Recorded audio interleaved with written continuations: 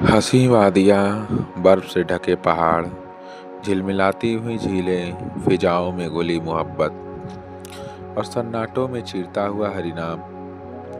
कहते हैं जो एक बार हिमालय आ जाए उसे फिर कुछ भी याद नहीं रहता। वो फिर भले ही कहीं भी चला जाए, उसके अस्तित्व का एक हिस्सा हमेशा हिमालय में ही रहता है। और यह हिमालय एक अनजानी मोहब्बत की तरह उसके दिल में धड़कता रहता है।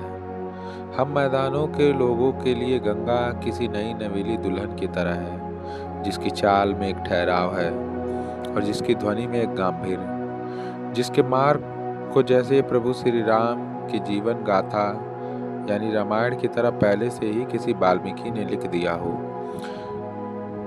और जिसका आशीष ऐसा है जैसे कोई माँ अपने पुत्र के सिर पर हाथ रखती हो।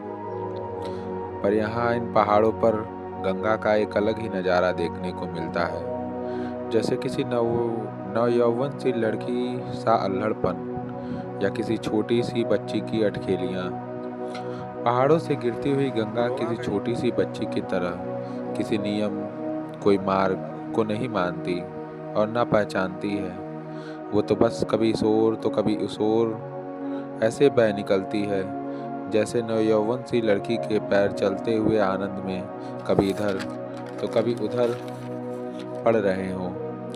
यहाँ गंगा के बहाव को देख कर लगता है जैसे कभी शांत, कभी मंद और अचानक ही किसी पत्थर से टकराकर ऐसे तीव्र गति से चलती है जैसे कोई छोटी सी बच्ची कभी अचानक से खुश हो जाती है, थोड़ी ही देर में रूठ जाती है और फिर अचानक से मान भी जाती है।